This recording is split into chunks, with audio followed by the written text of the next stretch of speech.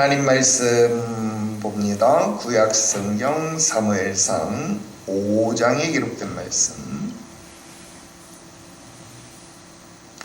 사무엘상 5장 1절부터 12절까지 기록된 말씀. 우리 함께 한 목소리로 합독합니다. 읽어요. 시작. 블레셋 사람들이 하나님의 궤를 빼앗아 가지고 에베네셀부터 아스돗에 이르니라. 블레셋 사람들이 하나님의 궤를 가지고 다곤의 신전에 들어가서 다곤 곁에 두었더니 아스돗 사람들이 이튿날 일찍이 일어나 본즉 다곤이 여호와의 궤 앞에 엎드러져 그 얼굴이 땅에 닿았는지라. 그들이 다곤을 일으켜 다시 그 자리에 세웠더니 그 이튿날 아침에 그들이 일찍이 일어나 본즉 다곤이 여호와의 궤 앞에 또다시 엎드려 얼굴이 땅에 닿았고 그 머리와 두 손목은 끊어져 문지방에 있고 다곤의 몸뚱이만 남았더라. 그러므로 다곤의 제사장들이나 다곤의 신전에 들어가는 자는 오늘까지 아스돗에 있는 다곤의 문지방을 밟지 아니하더라. 여호와의 손이 아스돗 사람에게 엄중히 더하사 독한 종기의 재앙으로 아스돗과 그 지역을 쳐서 망하게 하니 아스돗 사람들이 이를 보고 이르되 이스라엘의 신의 궤를 우리와 함께 잊지 못하게 할지라. 그의 손이 우리와 신 다곤을 친다 하고 이에 사람을 보내어 블레셋 사람들의 모든 방백을 모으고 이르되 우리가 이스라엘의 신의 궤를 어찌하랴 하니 그들이 대답하되 이스라엘의 신의 궤를 가드로 옮겨가라 하므로 이스라엘의 신의 궤를 가드로 옮겨갔더니 그것을 옮겨간 후에 여호와의 손이 심히 큰 환난을 그 성읍에 더하사 성읍 사람들의 작은 자와 큰 자를 다 쳐서 독한 종기가 나게 하신지라. 이에 그들이 하나님의 궤를 에그론으로 보내니라. 하나님의 궤가 에그론에 이른즉 에그론 사람이 부르짖어 이르되 그들이 이스라엘의 신의 궤를 우리에게로 가져다가 우리와 우리 백성을 죽이려 한다 하고 이에 사람을 보내어 블레셋 모든 방백을 모으고 이르되 이스라엘 신의 궤를 보내어 그 있던 곳으로 돌아가게 하고 우리와 우리 백성이 죽임을 당함을 면하게 하자 하니 이는 온 성읍이 사망의 환난을 당함이라. 거기서 하나님의 손이 엄중하심으로 죽지 아니한 사람들은 독한 종기로 치심을 당해 성읍의 부르짖음이 하늘에 사무쳤더라. 아멘. 할렐루야. 오늘 계속해서 사무엘상 강의 21번째 시간이 되겠습니다. 오늘은 블레셋에서 생긴 이런 제목으로 말씀을 드리려고 합니다.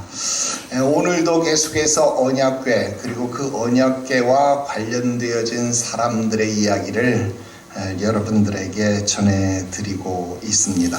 그런데 지난주에 이어서 오늘도 별도의 제목을 붙여야 합니다. 왜냐하면 오늘부터 이 언약궤는요 이스라엘에 있는 것이 아니라 블레셋으로 옮겨가 있습니다.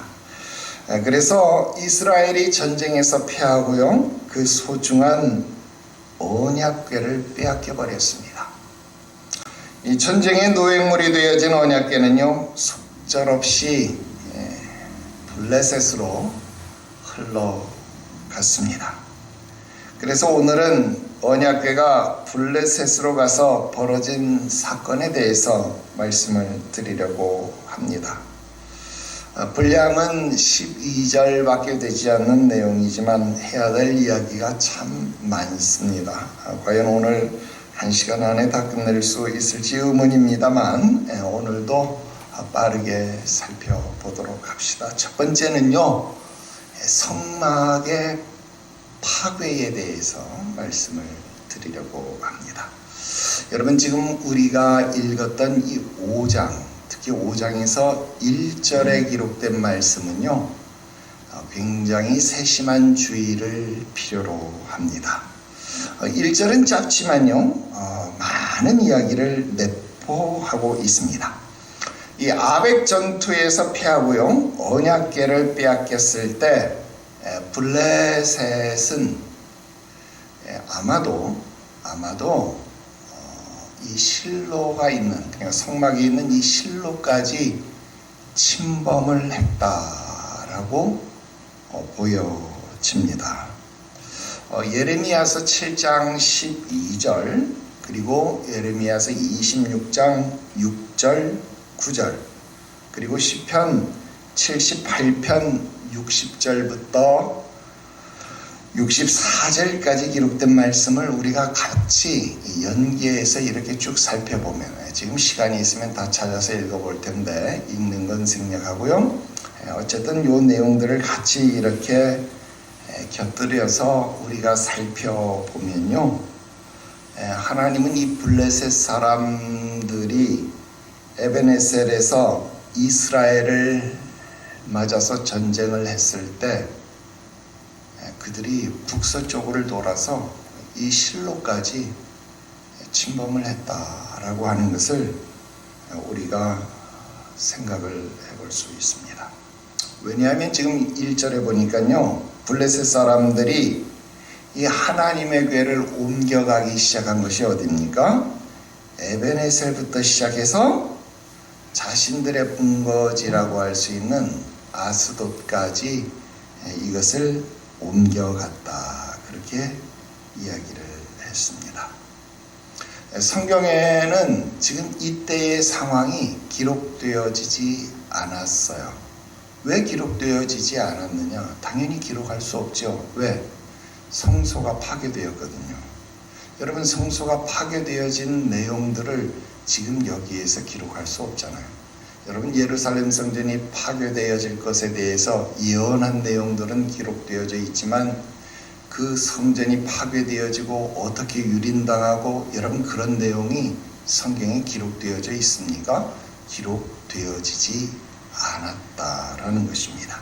마찬가지로 이때쯤 실로의 성막도 파괴되었을 것이다 라고 보여지는 것이 많은 성경학자들의 주장이고, 또 고고학적으로도 일부 증거가 발견되기도 했습니다. 왜냐하면 지금 우리가 읽었지만 블레셋에서 막 이런저런 일들이 벌어지잖아요.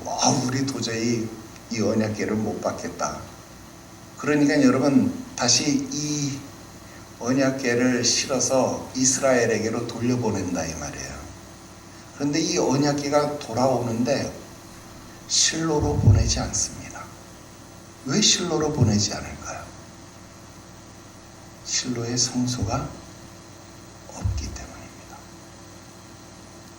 실로의 성소가 파괴되어져 버렸기 때문에, 실로의 성소가 무너져 버렸기 때문에 더 이상 하나님의 궤가 갈 곳을 잃어버리고, 여러분, 이곳 저곳을 전전할 수밖에 없게 되었다. 언제까지? 다윗이 그 궤를 다윗성으로 맞아들일 때까지. 여러분, 하나님의 궤는 계달의 장막에 덮여 있는 신세가 되어버렸다라는 것입니다. 성막에 대해서, 또 성막 봉사에 대해서 더 이상 기록이 나타나지 않는다, 그런 것이 바로 그 증거가 될 수 있습니다. 그 이전까지, 그러니까 여러분, 엘리 제사장 때까지만 해도 어떤 내용이 나와요? 여러분, 우리가 레위기, 민수기서의 예법을 통해서 보면 성인 남자들은 1년에 3차례는 성소에 무조건 나아가야 되잖아요. 그런데 이 3차례 나가는 것이 가나안 땅에 들어간 이후에는 힘들었어요. 불가능했어요. 그래서 1년에 한 번 정도 나아가는 것. 그래서 그것을 어떻게 바꿨어요? 이름을 매년제다. 그래서 여러분, 엘리 제사장 때 여러분, 이 사무엘의 아버지도 어떻게 했어요? 매년제를 드리기 위해서 올라갔잖아요. 기억하죠? 자, 그게 사무엘상 1장에 기록되어졌던 내용이었다, 그 말입니다. 자, 이런 내년제의 기록, 그러니까 성막의 봉사의 기록이 있었고, 여러분 언약궤가 빼앗기기 전까지는 사무엘이 성막의 문을 열었다라고 하는 기록이 나타나고 있었다 이 말입니다. 그런데 언약궤가 빼앗겨버린 이후에 그 어떤 기록도 나타나지 않고 있다. 무엇을 의미합니까? 여러분 성경에는 기록되어지지 못하고 있지만 실로 성소가 파괴되어졌다. 실로 성소가 무너져 내렸다. 여러분 그런 내용을 우리가 유추해 보게 됩니다.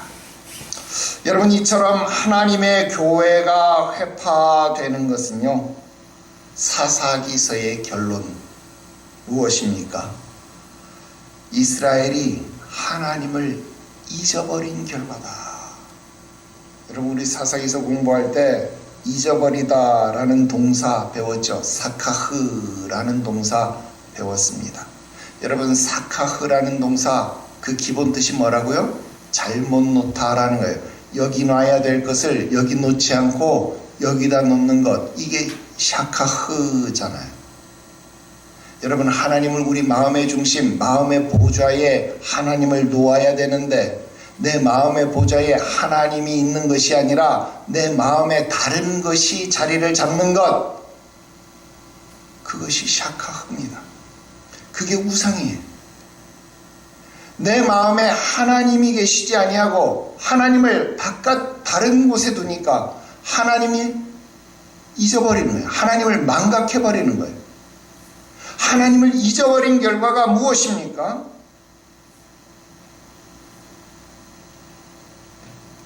각기 사람이 자기 소견에 좋은 대로 행하는 거예요. 마음에 진정한 왕이신 하나님이 계시지 않으니까 자기 소견에 좋은 대로, 자기의 뜻하는 대로 행하는 겁니다. 언약궤가 있어야 할 자리에 있지 아니하고 멋대로 전쟁터로 끌려다녔습니다. 결국 언약궤를 잊어버리고 잃어버리고, 여러분 그 결과는 하나님을 예배하는 일조차 멈추게 되었습니다. 하나님을 예배하는 일도 잊어버리고 잃어버리고, 여러분 그런 결과에 갔다 이 말입니다. 여러분 사사기서 배울 때 이 샤카흐 동사 설명하면서 제가 두 가지 이야기했죠. 하나님 제일주의, 성전 중심주의, 이거 이야기했습니다. 하나님이 내 눈에서 멀어지면, 교회가 내 눈에서 멀어지면 잊어버린다 그 말입니다. 여러분 하나님이 눈에서 멀어지지 않도록 해야 합니다. 교회가 내 눈에서 멀어지지 않도록 해야 합니다. 샤카흐, 잊어버리다, 그 뜻 뭐예요? 있다, 모르다, 시들해지다. 하나님이 있어야 할 자리에 있지 않으면 하나님에 대한 사랑이 시들해집니다. 그러면서 서서히 잊어가는 겁니다. 교회가 내 눈에서 사라져버리면 교회를 사랑하는 열정이 시들해집니다. 그러면서 점점 잊어버리고 나중에는 교회를 잃어버리는 겁니다. 적어도 1년에 3차례 이스라엘 백성들이 하나님의 전을 찾는 열심을 품었더라면 사사기의 역사는 그들에게 일어나지 않았다. 그때도 이야기했고 지금도 이야기하게 된다는 겁니다. 여러분 1절은 짧은 구절인데, 그래서 성경에 기록되어진 이 저자도 지금 그 아픈 이야기를 하고 있지 않은데, 그러나 우리는 그 이야기를 되새겨야 하겠기에 오늘 성막이 파괴되었음을 여러분들에게 알려드린다 그 말입니다. 자, 두 번째입니다. 다곤 신전에서 일어난 일입니다. 자, 2절은요, 블레셋 사람들이 하나님의 괴를 전리품처럼 빼앗아서 어떻게 처리를 했는지 기술하고 있습니다.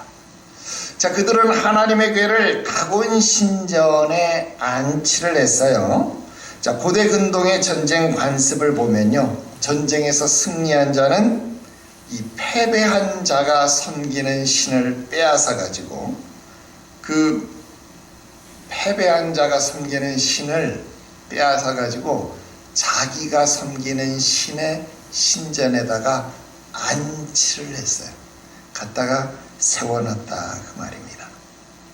그래서 2절 말씀해 보니까 다곤 신전, 다곤의 곁에 두었더니 그랬어요. 자, 여기서 이 두었더니라고 번역된 원어는요, 야차그라고 하는 단어인데요, 여러분, 이 말은 두다, 세우다 이런 뜻도 있는데요, 누구누구에게 소개시키다, 소개하다 이런 뜻이 있습니다.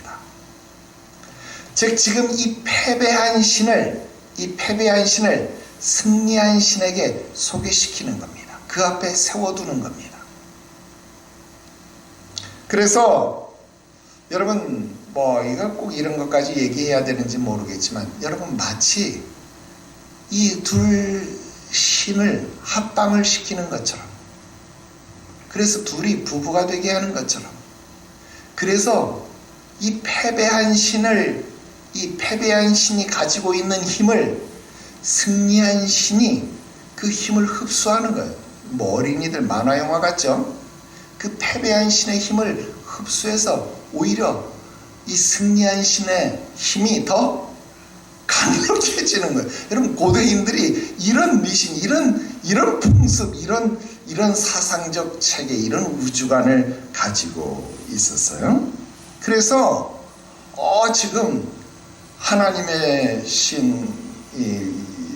하나님의 괴를요, 다곤 신전 앞에 갔다가 탁 소개시키려고 그 앞에 갖다 놨습니다. 여러분, 다곤 신은요, 어떤 신이었냐면, 상체는 사람인데 하체는 물고기입니다. 하체는 물고기. 왜 이런 형상인지는 몰라요. 왜 이런 형상인지. 근데 여러분, 싱가포르 가보면, 나도 아직 한 번도 못 가봤는데, 여러분, 싱가포르에 가보면 그 위에는 사자상이고 밑에는 물고기상, 그게 이 싱가포르 시그니처잖아요. 몰라요? 그런 거 있어요. 그런 형식의 신상이 바로 다곤 신입니다. 위에는 사람인데 밑에는 물고기예요. 근데 여러분, 이 팔레스타인 지역이 그렇게 물이 흔한 그런 지역은 아니잖아요. 근데 이 블레셋이 해상무역을 통해서 또 강성한 그런 것도 있어요. 그래서 그런 것도 있고, 또 여러분, 물고기가 보면 여러분 배에 알을 굉장히 많이 품잖아요. 그래서 이 다산 이런 것들도 상징하는 그런 그런 의미의 신입니다. 그런 신인데, 여러분, 그런 신 앞에 지금 여호와의 궤를 딱 갖다 바친 겁니다. 그리고 이런 위계 질서는요, 그 승자와 패자에게도 그대로 적용됩니다. 자, 예전에는 어땠어요? 여호와의 신, 여러분, 여호와의 궤가 전장에 오는 것만 보고도 블레셋 사람들이 어떻게 했어요? 야, 이스라엘의 신이 저들에게 들어온다, 두려워했잖아요. 야, 애굽에게 심판을 내린 저 신이 들어오는데 우리가 어떻게 이길 거냐? 야, 그들이 두려워했는데 지금은 어때요? 이 전쟁에서 이겨가지고 전리품으로 빼앗기까지 했으니까 여러분, 얼마나 큰 성취감을 맛보고 있겠습니까? 대단한 일이죠. 자, 그런데 이 승리감이요, 하루도 못 갔습니다. 3절입니다. 이튿날 아침에 가보니까요, 이들의 생각이 산산이 부서지고 말았습니다. 어떻게 해요? 오히려 다곤 신이, 자신들이 섬기는 다곤이 여호와의 궤 앞에 엎드렸어요. 엎드려서 아예 얼굴이 땅바닥에 딱 닿아버리고 말았습니다. 마치 절을 하는 것 같은 형국이 되어버렸다, 그 말입니다. 무슨 말입니까? 여호와의 궤가 오히려 다곤 앞에 절을 해도 부족할 판에 여러분, 다곤이 지금 여호와의 궤 앞에 절을 하는, 굴복하는 여러분 그런 자세가 되었다, 그 말입니다. 자, 어떻게 합니까? 자, 여기서 또 하나의 패착이 일어납니다. 뭡니까? 여러분, 그들은 이걸요 우연이라고 생각합니다. 뭐 큰 바람이 불었거나 뭐 했거나 우연히 신이 쓰러진 것이다 생각하고, 여러분 급히 어떻게 해요? 일으켜서 다곤 신을 세웠다, 이 말입니다. 그런데 여러분, 이게 또 하나의 패착이에요. 무슨 말입니까? 그들의 신이라는 존재는 어떤 신입니까? 얼마나 무능한지 스스로 일어설 수조차 없는 신이 되어버리고 말았습니다. 여러분, 이게 우상의 실체입니다. 여러분, 우상은요 인간이 없이는 존재할 수 없다, 그 말입니다. 반면 하나님은 스스로 존재하시는, 자존하시는 하나님, 홀로 영광을 받으시는, 홀로 역사하시는 하나님이시다, 이 말입니다. 그런데 우상은 스스로 넘어져서 일어설 수조차도 없는 그런 존재가 되어져 버렸다, 이 말입니다. 누구 때문에? 그 섬기는 사람들 때문에. 사람들이 세워버렸으니까. 우상을 위한답시고 자신들의 신을 위한답시고 세워놨는데, 세우니까 오히려 자기네 신들이 더 무능해졌다, 이 말입니다. 4절요, 다음날 가보니까 더 기가 막힌 일이 생겼습니다. 자, 다시 다곤이 굴복할 뿐만 아니라 이번에는 아예 어떻게 됐어요? 목도 잘렸고 두 손목도 잘려 나갔습니다. 자, 엊그제는 다곤이 승리자였잖아요. 승리자니까 자기가 딱 앉아있고 패배자인 여호와의 궤가, 여러분 패배자로서 이렇게 다곤 신전에 들어왔잖아요. 그런데 어제는 둘이 경쟁자가 됐어요. 다곤 신과 여호와의 궤가 경쟁자가 돼서 둘이 맞붙었는데 결과적으로는 다곤이 쓰러지기는 했지만 경쟁자였어요. 그런데 오늘은 여러분 어때요? 완전한 패배자. 목이 잘렸고 손이 잘렸잖아요. 완전한 패배자가 되었습니다. 여러분, 목과 두 손목이 잘려나갔다고 하는 이 말, 여러분 여러 가지를 상징으로 추가해 볼 수도 있겠습니다. 어떤 상징을 추가해 볼 수 있어요? 여러분, 제물을 드릴 때 목을 자르고 손과 발을 자르고 배를 갈라서 각을 뜨잖아요. 여러분, 지금 자신들이 섬기는 신이 하나님 앞에 뭐가 돼버린 거예요? 제물이 돼버린 겁니다. 또 머리가 없다는 건 무슨 말입니까? 생각도 못한다, 보지도 못한다, 말하지도 못한다, 듣지도 못한다. 여러분, 그런 말 아닙니까? 손이 없다, 무슨 말입니까? 아무것도 할 수 없는 무능한 존재. 물론 어제 손이 있어도 아무것도 못했지만 손이 있어도 아무것도 못하는 존재다, 그런 것을 상징한다 하는 것입니다. 즉 여러분, 지금 이 다곤 신은요, 신이면서도 가장 기본적인 능력마저도 갖추지 못했다라는 겁니다. 여러분, 나아가서 지금 이 거대한 다곤 신이 여호와의 궤 앞에 무너졌다라고 하는 것, 머리가 잘려나갔다 하는 것 무엇입니까? 훗날 어린 소년 다윗에게 블레셋, 이 블레셋의 장수 골리앗이 그 목이 잘려나가는 것을 암시한다고도 말할 수 있겠습니다. 자, 한편 이 잘린 머리와 손이 어디가 있었어요? 문지방에 가 있었어요. 자, 우리 이거 지난번 한번 배웠었죠? 기억 안 납니까? 우리 사사기서 배울 때 레위인의 첩이 베냐민 불량배들 앞에 윤간을 당했어요. 그죠?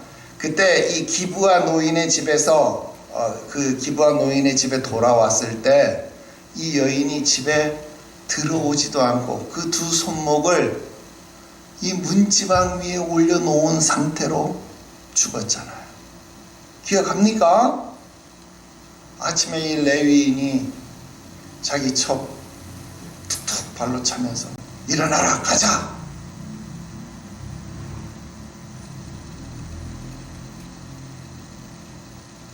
그런데 보니까 죽었어요.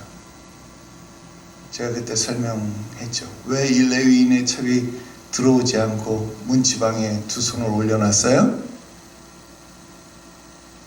고대 미신 중에 하나가 뭐였습니까? 이 문지방에 사는 귀신이 있는데 여러분, 문지방에 아픈 몸이나 상처 입은 곳을 올려놓으면 어떻게 한대요? 치료해 준대요.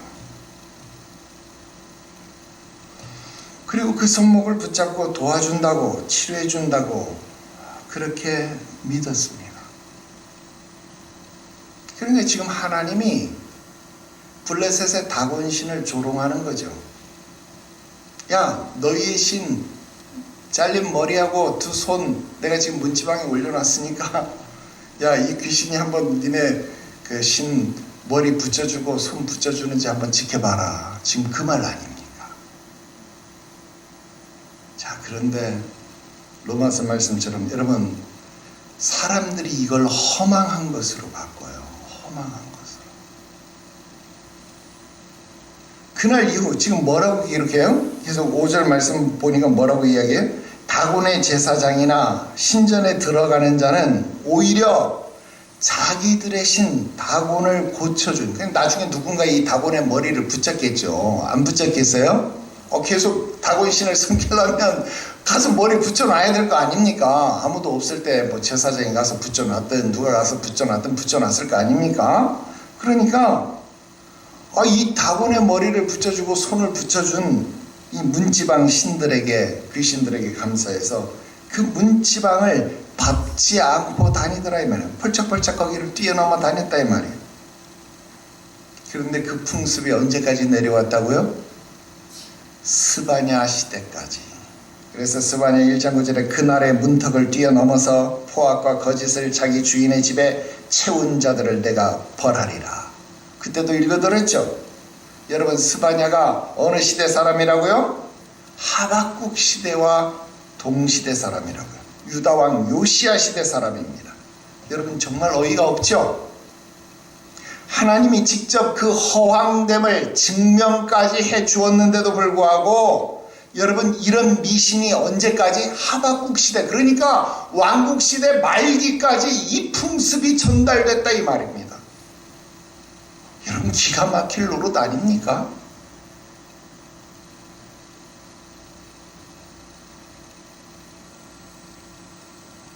여러분, 이게 다곤 신전에서 생겼던 일입니다. 자, 세 번째, 하나님의 괴가 블레셋에서 행한 일입니다. 자, 하나님의 심판은요, 다곤에게 행한 심판으로 멈추지 않았습니다. 그를 섬기던 블레셋 사람들에게도 임했습니다. 자, 6절, 여호와의 손이 엄중히 더해졌다. 여러분, 여기서 더하다라고 하는 단어는 카바드라는 단어입니다. 우리 이 단어 한번 공부했는데요. 언제 공부했냐면 여러분, 엘리가 비대하다, 비둔하다 했을 때 이 카바드라는 단어, 무겁다 이런 단어 배웠죠. 카바드. 이 카바드라는 단어는 무겁다라는 뜻도 있지만 존경하다라는 뜻도 있고 영화롭다라는 뜻도 있습니다.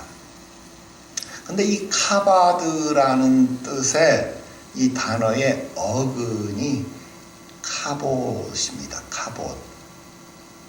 카봇하니까 여러분 생각나죠. 4장에서 비느하스의 아내가 하나님의 영광이 떠났다. 전치사 이 플러스 카봇.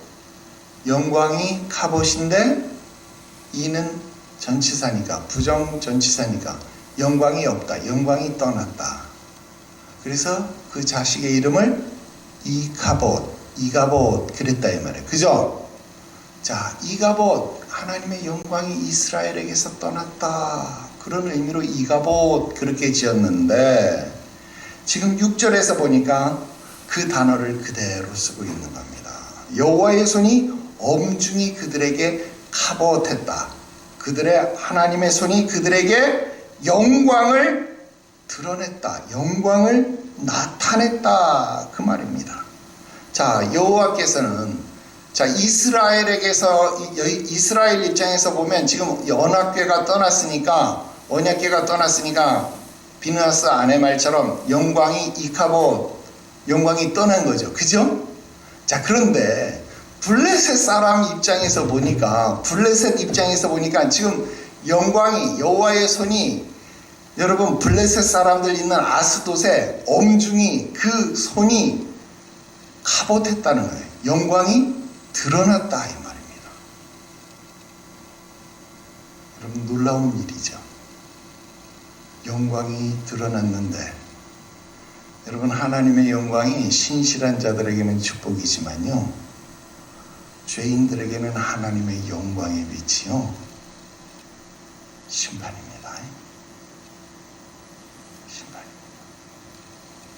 자, 하나님의 영광이 그들에게 나타나시니까 여러분 죄가 견딜 수 없잖아요. 여러분 빛이 세상에 왔어요. 빛이 세상에 왔는데 많은 사람들이 빛으로 나오기를 거부했습니다. 왜? 이는 자기의 행위가 드러날까 함이라. 여러분 이 빛에 노출되면 자기가 죽는 것을 아니까 사람들은 이 빛으로 나오기를 두려워한다 이 말입니다. 여러분 하나님의 그 영광의 빛이 드러나니까 여러분 아스돗 사람들에게 독한 종기가 재앙으로 임했습니다. 그 결과 아스돗이 그 지역이 어떻게 됐어요? 망하게 되었다 그 말입니다. 여러분 이 독한 종기가 무엇인지 굳이 설명 안 하겠습니다. 여러분 이스라엘에게 애굽에 임했던 독한 종기, 그것일 수도 있겠죠. 근데 70인역에 보면 이 아스돗 사람들이 황금으로 된 쥐를 또 다곤 신에게 바쳐요. 그러니까 아마 쥐와 관련되어진 전염병, 그러니까 패스트나 이런 것 아니겠나, 성경학자들이 그렇게 또 추론을 하기는 합니다. 어쨌든 그런 독한 종기 재앙으로 아스돗을 쳤습니다. 자, 그래서 아스돗은 여러분 우리 앞에서 삼손에서 우리 블레셋의 5성읍 공부할 때 가사, 아스돗, 에그론, 지금 오늘 여기 나온 가드, 여러분 이런 데가 여러분 다 뭐예요? 블레셋의 주요 성읍이에요. 5성읍 중에 한 곳이에요. 자, 그러니까 여기에 이 궤가 있으면 이거 우리 요즘으로 우리로 따지면 무슨 광역시, 이 우리 광역시 이거 망해서 안 돼. 여기다 두면 안 돼. 이거 다른 데로 옮겨. 이런 결정이 난 겁니다. 그래서 결국 하나님의 궤를 어디로 옮기기로 했어요? 가드로 옮기기로 했습니다. 정말 황당한 일이죠.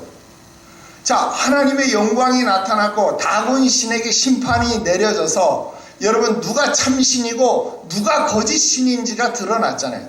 나중에도 여러분 갈멜산 전투에서 참신과 거짓신이 드러나잖아요.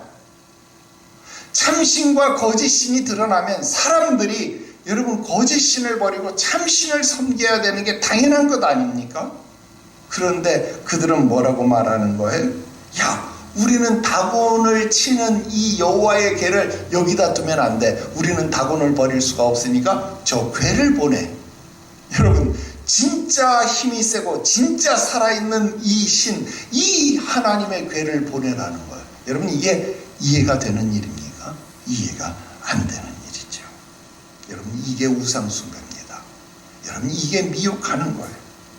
여러분 우상이 인간을 도와주는 게 아니라요, 여러분 지금 인간의 도움이 없으면 우상은 한순간도 존재할 수 없는 게 우상 아닙니까? 자, 그런데 가드에 가서도 여호와의 손은 멈췄어요? 멈추지 않았어요? 멈추지 않았습니다. 결국 가드에서도 독한 종기가 나게 되고 그들은 하나님에게를 이번에는 어디로? 에글론으로 옮기기로 했습니다. 자, 그래서 에글론으로 거의 다 갔는데 에글론 사람들이 성문 입구까지 나와가지고 지금 뭐라 그래요? 요즘으로 하면 막 시위를 하는 거예요. 결사반대 막 이러는 거예요. 요즘 말로 님비 현상이라 그러잖아요. 님비 현상. 우리 지역에 화장장 설치한대, 쓰레기 매립장 설치한대, 여러분 이런 거 반대하는 거, 유해시설 반대하는 거, 이런 거 님비 현상, 여러분 상식 문제예요. 여러분 이런 거 우리 앞에 오면 안 돼, 지금 막 그런 내용을 하는 거잖아요. 자, 중요한 건 뭡니까? 여호와의 손이 지금도 강조되고 있습니다.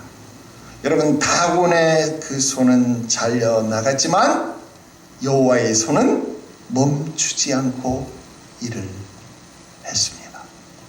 이게 블레셋에서 생긴 일입니다. 자, 결론입니다. 여러분 지난 시간에 우리는 세 가지 질문을 드렸습니다. 기억합니까? 첫 번째, 이스라엘은 하나님의 궤를 들고 전쟁에 나가서 패했습니다. 그러면 이 전쟁은 하나님의 패배라고, 하나님의 실패라고 말해도 되는 겁니까? 그렇게 질문을 던졌어요. 자, 그러나 오늘 다곤 신전에서 그리고 블레셋에서 생긴 일을 보니까 하나님은 오히려 블레셋에서 홀로, 이스라엘의 군대가 없이 홀로 자신의 전쟁을 수행하시면서 승리하셨더라 이 말입니다. 다곤 신전에서 다곤을 쓰러뜨리시고 아스돗과 가드와 에그론을 심판하셨다라는 것. 그러므로 이 전쟁은 하나님의 패배가 아니라 하나님의 승리라고 말할 수 있다라는 겁니다. 두 번째 질문도 했습니다. 여호와의 영광이 떠나버린 이스라엘, 그들을 아직도 하나님의 백성으로 보아야 합니까? 그런 질문도 했어요. 그죠? 그런데 이 5장의 내용만 가지고는 아직 여기에 대한 답변이 나온 것으로 보이지는 않습니다. 그죠? 그런데 6장에 보면 이제 이 법궤가 다시 이스라엘로 돌아오잖아요. 그죠? 자, 돌아오는 것으로 보면 아마 이에 대한 답변도 우리가 충분히 알 수 있다. 여러분, 비록 법궤가 여기에 없지만 하나님은 그 법궤에 머무르시는 분이 아니잖아요. 여러분, 하나님은 그 백성을 언제나 주목하시고 그 백성을 버리지 아니하시고 불꽃 같은 눈동자로 언제나 살피시는 하나님이시다. 결국 그 백성은 영원히 하나님이 나의 백성, 나의 자녀라고 부르시고 지키는 백성이다 라는 것을 우리는 알 수 있다 하는 겁니다. 세 번째 질문도 있습니다. 혹시 하나님께서 이스라엘을 버리시고 대신에 블레셋을 선택하신 것은 아닐까? 우리 그런 질문했습니다. 그런데 결과는 아니었습니다.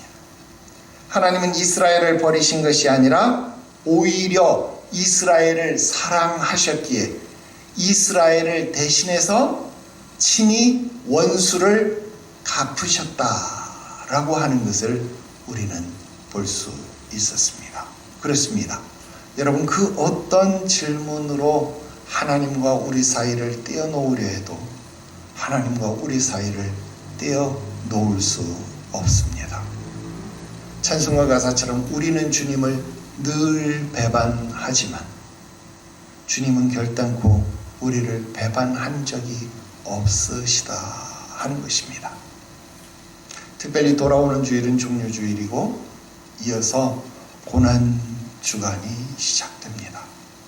주님 예수께서 왜 고난을 당하셨는지, 주님 예수께서 왜 그 무도한 십자가를 지셔야만 했는지를 다시 한번 묵상하는 귀한 한 주간이 되시기를 바랍니다. 오늘은 여기까지입니다. 기도 드리겠습니다. 거룩하신 하나님 아버지, 언제나 불꽃 같은 눈동자로 우리를 살피시는 것을 감사합니다. 하나님이 우리와 함께 하시는데도 불구하고 우리는 그 하나님의 손길을 깨닫지도 못하고 때로는 깨달았을 때에도 그 손길이 간섭하심이라고 여기며 원망하고 불평하였던 때가 얼마나 많았는지 모릅니다. 어리석고 무도한 우리를 용서하여 주시옵소서.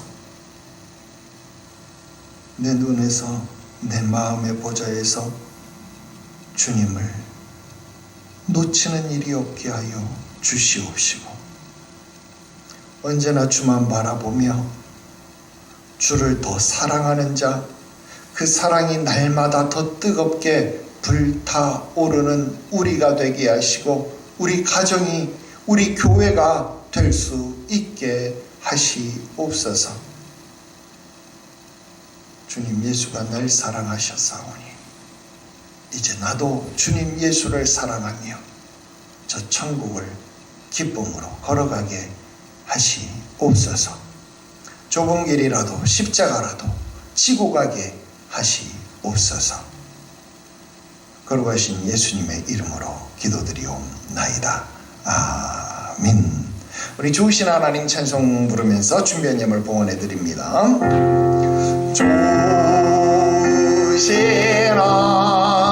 하나님, 좋으신 하나님, 참 좋으신 나의 하나님. 거룩하신 하나님 아버지, 사랑하는 주의 백성 자녀된 자들이 믿음으로 정성으로 언약이 있는 예물을 주님 손에 봉헌하였습니다. 이 예물 드림을 영광 중 연락하옵소서. 주를 사랑하는 믿음의 증거가 되게 하옵소서. 주를 따르는 믿음의 결단이 되게 하시옵소서.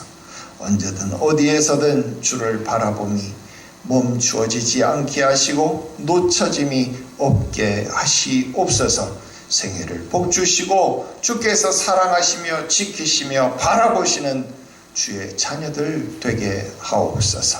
거룩하신 그 주 예수님의 이름으로 축복하고 기도드리옵나이다.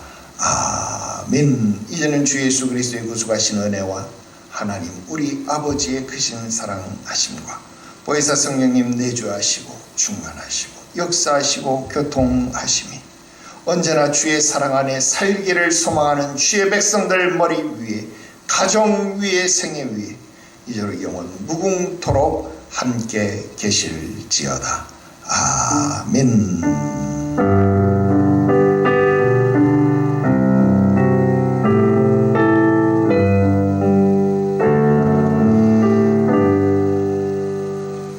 예배 마쳤습니다. 우리 하나님께 영광 돌립시다. 할렐루야.